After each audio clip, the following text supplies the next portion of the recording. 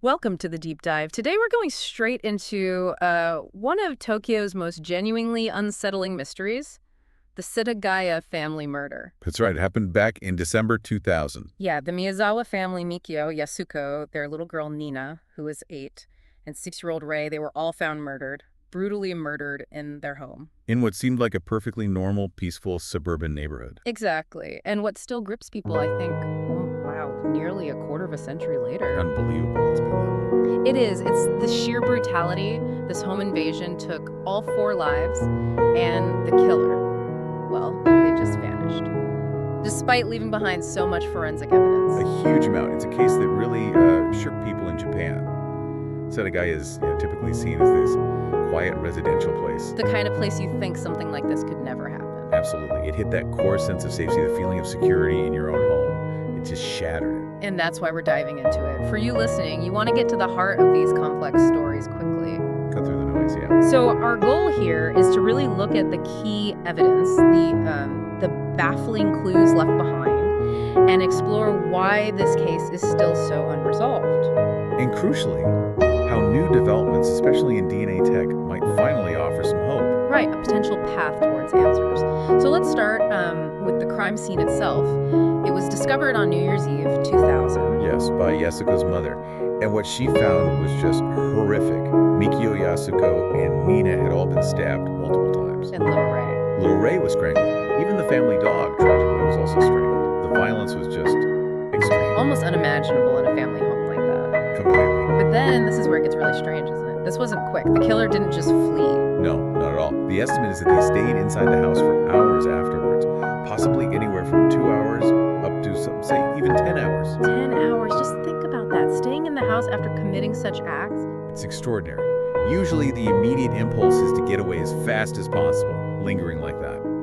It suggests someone very unusual, maybe deeply disturbed, maybe weirdly calm. It defies the standard profile. And what were they doing during that time? It wasn't just hiding. Far from it. This is the part that baffles everyone. The killer apparently ate food from the fridge melon, 4 ice cream cups. 4? Wow. Drank several bottles of barley tea, used the family toilet, and bizarrely didn't flush it. Left evidence right there. Exactly.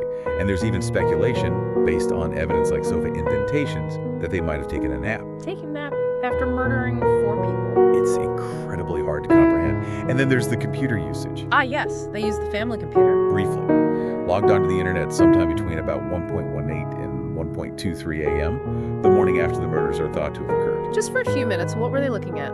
It seems they accessed the website of the victim Mikio's company and maybe tried to buy tickets for a theater performance, very specific actions.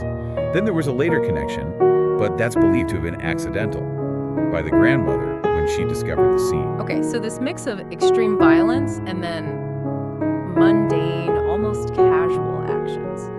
Eating ice cream, using the internet, maybe napping. It's deeply unsettling, a real paradox. Were they impulsive during the killings, but then strangely detached afterwards? Or was it all part of some calculated, though bizarre, behavior?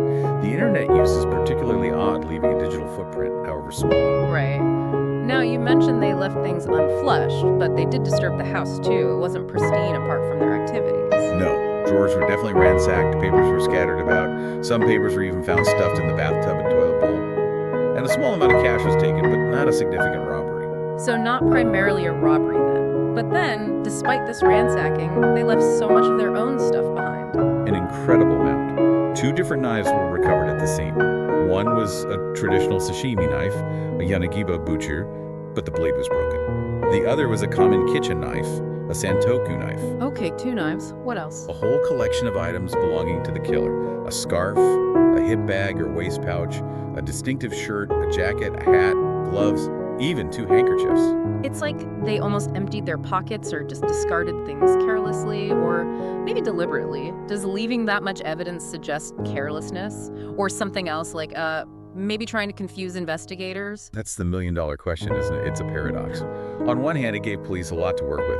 DNA, fingerprints, item tracing. But on the other hand, why be so reckless after committing such a brutal crime? It could be inexperience, it could be panic, despite the calm actions later, or maybe a strange kind of arrogance, a feeling they wouldn't be caught no matter what they left. so with all this material, what were investigators actually able to piece together? What were the key findings from all that evidence? Well, the DNA and fingerprints were obviously crucial. They were found all over the house on multiple items, but the big finding was no match. No match in any police database. None. Which strongly suggested the killer had no prior criminal record, at least not one that had led to their DNA or prints being stored. That's a major hurdle in any investigation. Okay, no criminal history. But could they build a physical picture from the evidence? They could, yes. Based on things like clothing size, maybe witness accounts of similar clothing, they estimated the killer was about 170 centimeters tall, so roughly 5'7". And built. Quite thin, likely right-handed, based on wound analysis and how items were used. The age estimate was initially quite broad, be 15 to 35. But that got narrowed down later, didn't it? It did. Around 2019 or 2020, analysis, perhaps combining different factors or reevaluating evidence, refined that age bracket significantly to likely between 15 and 24 years old at the time of the crime. Much younger. 15 to 24, that's quite a specific range. And the DNA itself, the blood type, revealed some very interesting details about ancestry. Extremely interesting. The killer's blood type was A, but the detailed DNA analysis, looking at mitochondrial DNA from the mother and Y chromosome DNA from the father, pointed to a mixed race background. Mixed race? How so? The maternal DNA, the mtDNA, showed markers common in people of European descent. Some analyses suggested possibly Southern European, like maybe Mediterranean. Wow, and the paternal side? The paternal DNA, the Y haplogroup, was identified as OM122. Yeah. Now, this haplogroup is very common in East Asian populations. Like Japanese, Chinese, Korean? Exactly. Predominantly found in Han Chinese and Koreans, but also present in Japanese people. So you have this picture of a mother with European ancestry somewhere in her lineage and a father with East Asian ancestry. That's incredibly specific information to get from DNA back then, though you mentioned the European link could be distant. Yes, it's important to note that. Mitochondrial DNA traces the maternal line way back, so the European ancestor might have been many generations ago. It doesn't necessarily mean his mother was directly from Europe. Okay, that's a crucial nuance. So this unique genetic profile, and then the items left behind. Each one told a little story, right? They really did. That shirt, for example, wasn't a mass-produced item. Police identified the brand and style and found only about 130 of them had been sold in total. That's not many. Could they track the buyers? They tried exhaustively, managed to track down, I think, only 12 of the people who bought one. Yeah. None seemed to be the killer, so the shirt likely came from one of the untraced sales. What about the shoes? You mentioned shoes earlier. Were they found too? No, shoe prints were found, size 27.5 centimeters in Japanese sizing, which is roughly US 9.5 or UK 9. They were identified as being made by the British brand Slazenger, but a specific model manufactured in South Korea. Made in South Korea, so another international link, potentially. Potentially, yes, or just reflecting global manufacturing, but it adds to the picture. And then there was the sand. Right, the sand in the hip bag. That was a really unusual clue, wasn't it? Extremely unusual. Forensic analysis of the mineral composition of sand grains found inside that hip bag. It was remarkable. What did they find? They found a mix. Some grains matched sand, typically found in the Nevada desert, specifically near Edwards Air Force Base in California. Nevada, California. How would sand from there get into a bag found in Tokyo? That's the mystery. But it wasn't just that. Other sand particles in the same bag were traced to a known skate park location within Japan. So sand from a U.S. desert base area and a Japanese state park in the same bag. Precisely. A very odd combination. It suggests the owner of the bag, presumably the killer, might have spent time in both those environments, or perhaps someone who visited the U.S. location transferred the sand to the bag owner later. It's a strange but specific clue. Definitely raises questions about the killer's movements or connections, and other items linked him to areas closer to Tokyo. Yes, the investigation determined that the clothes left behind, and also the sashimi knife, were likely purchased in Kanagawa Prefecture, which is right next to Tokyo. So that suggests a presence in the general region before the crime. Okay, and amidst all this evidence gathering, there was this huge fingerprinting effort, Operation Roller. That's right, an immense undertaking. The police literally went door to door in the Setagaya neighborhood asking residents for their fingerprints. Voluntarily.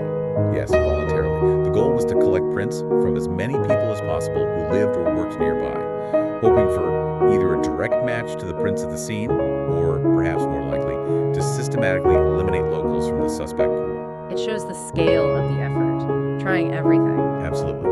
Tens of thousands of prints were collected. It speaks volumes about the resources poured into this case from the beginning. There's one other detail, maybe more symbolic, about a statue. A Jizo statue.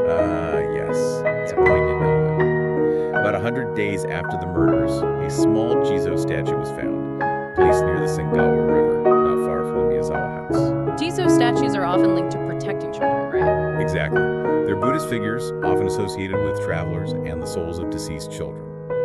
The timing and location led to some speculation. Speculation that maybe. That perhaps someone connected to the crime, maybe not the killer themselves, but someone who knew something, or even the killer feeling some bizarre form of remorse, might have placed it there. A kind of memorial, or maybe an apology? It's purely theoretical, of course. There's no direct evidence linking it. But it's one of those strange footnotes in the case that hints at the psychological ripples of the crime. So despite all these clues, the DNA profile, the items, the sand, the massive investigation, years went by, the case went cold. Frustratingly cold. All these leads, yet no suspect identified. But now, as we hinted at, there's this renewed focus, driven largely by huge leaps in DNA technology. How is that changing things? Well, forensic science hasn't stood still. The big development is something often called forensic DNA phenotyping, or more popularly, DNA montage or snapshot technology. Which tries to predict what someone looks like from their DNA. Essentially, yes. It analyzes specific markers in the DNA, SNP's single nucleotide polymorphisms that are known to be associated with physical traits. Things like eye color, hair color, skin pigmentation, face shape, even ancestry. So you could generate a kind of composite sketch based purely on the DNA left at the scene. That's the goal. It's not a perfect photograph, more like a statistically informed prediction of appearance.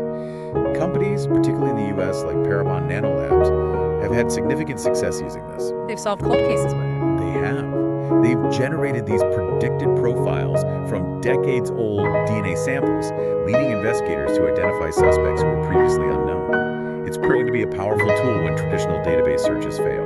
And this success is putting pressure on authorities in Japan. Understandably, yes. Investigators working on the Setagaya case, and especially the surviving relatives of the Miyazawa family, they see this technology as perhaps the best, maybe the last, real hope. Mikio's sister, Yukiko Miyazawa, has been quite vocal, hasn't she? Very much so. She and others have been advocating strongly for Japanese law enforcement to be allowed to use these advanced techniques on the Setagaya evidence. For them, after almost 25 years, it represents a concrete possibility for answers. Is there an organized push for this? Yes, there's an advocacy group called Kongai. It's made up of families affected by unsolved serious crimes. They're actively petitioning the government. Petitioning for what specifically? To revise the legal framework. Currently, there are restrictions and, let's say, significant legal hurdles in Japan regarding the use of DNA to infer physical appearance in criminal investigations. Kongai argues these laws need updating to allow these potentially case-solving tools. And is research happening within Japan too? Oh, absolutely. Professor Noriyuki Imanishi at Tokai University is doing some really cutting-edge work in this exact field. What's his approach? He's researching the links between genomic data and physical traits, aiming for high precision. His lab even uses things like 3D scanning technology to help visualize how genetic information might translate into facial structure. He believes DNA holds very detailed clues to our appearance. So the science is developing there too. But you mentioned legal hurdles. It's not straightforward to just start using this, even if the tech exists. No, it's definitely not. There's a significant debate among legal experts and ethicists in Japan. Privacy concerns are paramount. Concerns about what, exactly? Creating genetic wanted posters, potential misidentification. All of the above. There are worries about the accuracy of the predictions, the potential for reinforcing stereotypes, and the fundamental question how much information the state should be able to derive from a person's DNA, especially if they aren't convicted of a crime. Japan's legal system has historically been quite cautious about such interpretations of genetic data. So it's a different legal landscape compared to, say, the US, where companies like Parabon operate more freely. Generally, yes. There are different legal precedents and cultural attitudes towards genetic privacy and the power of forensic evidence. It highlights that really difficult balance between the desire to solve horrific crimes and the need to protect civil liberties. A really complex ethical tightrope to walk. Exactly. It's a conversation happening worldwide as these technologies become more powerful. Where do we draw the line? So bringing it up to the present day, despite the case being cold for so long, the investigation isn't completely dormant, is it? No, not officially. The sheer numbers involved are mind-boggling. Over the years, something like 246,000 investigators have been assigned to or worked on this case in some capacity. Wow, 250,000. And they've logged over 12,500 pieces of evidence. The reward for information leading to an arrest, $20 million, which is substantial, is still active. And the police still mark the anniversary. They do. Even after the Miyazawa house itself was demolished some years ago, the Tokyo Metropolitan Police held annual memorial ceremonies at the site, usually around the anniversary in late December. It's a public statement that they haven't given up. The media has played a big role in keeping it alive, too, hasn't it? Documentaries, podcasts. Definitely. There was a notable Fuji television documentary that aired, presenting some crime scene photos that hadn't been widely seen before, plus new analysis. And more recently, the podcast Faceless by Nicholas Obregon did a very deep dive, re-examining evidence and theories. These things help keep it in the public eye, keep pressure on. Absolutely. And for listeners like yours, these resources offer more layers to explore if they want to go even deeper into the specifics and the various theories. And the local community in Setagaya itself, they still want answers. Very much so. Just recently, the Setagaya Ward Assembly passed a formal motion. They're urging the broader Tokyo government to push forward with using advanced DNA analysis, specifically for this case. The local political pressure, too. Yes. And sadly, even things like that incident in 2023, where some teenagers broke onto the property where the house used to stand. It's trespassing, but it also shows the case still holds this dark fascination for the public. It stays in the collective memory. And Professor Imanishi's work, the DNA phenotyping research, does he see applications beyond just this case? He does. He's spoken about how predicting physical traits from DNA could be incredibly valuable in disastrous situations. How so? Identifying victims. If you only have fragmented DNA remains after a major earthquake or tsunami, being able to predict physical characteristics could help narrow down identities much faster, bringing closure to families. So the science has broader potential benefits. Okay, so let's try and pull this together. We have this horrific crime, the murder of an entire family in their home. A crime that shattered the peace of a quiet community. Then there's the killer, whose actions after the crime are just utterly bizarre, staying for hours, eating, using the computer, yet leaving behind this mountain of evidence. Clothes, weapons, DNA, fingerprints, everything investigators usually hope for. But that evidence, despite its volume and the unique genetic profile it revealed, didn't lead to an ID. The trail went cold. For nearly 25 years, the central question, who did this, has remained unanswered. Despite that massive investigation, the killer is still out there. It really highlights how complex and sometimes frustrating police work can be. You can have all the pieces, seemingly, but still lack that final connecting link. Precisely. An abundance of clues, yet the identity remains elusive. But now there's this clear, renewed hope pinned on DNA technology. The ability to potentially visualize the killer from those samples left behind decades ago. It feels like a tangible possibility now, a potential aha moment enabled by scientific progress. And for you listening, it shows how new knowledge can completely reframe these long-standing mysteries. And we absolutely have to remember the human cost here. This isn't just a cold case file. No, it's an ongoing source of pain and unanswered questions for the Miyazawa family's relatives, for the community. Their fight for truth, for some kind of justice, is incredibly powerful. It really is. So let's leave our listeners with this thought. With so much physical evidence, and with forensic science now capable of things unimaginable in 2000, what are the biggest hurdles still standing in the way of solving the Setagaya case? Is it purely legal and ethical barriers around DNA use in Japan? Is there still missing information? Is the killer perhaps dead or living overseas beyond easy reach? And what would justice even mean after all this time? What would it look like for the family, for society? And perhaps the bigger question, as these DNA prediction tools get better and potentially more widespread, how do we as a society decide how and when to use them, balancing that intense need to solve crimes like this against the fundamental right to genetic privacy? Definitely a lot to think about there. Thank you for joining us for this deep dive.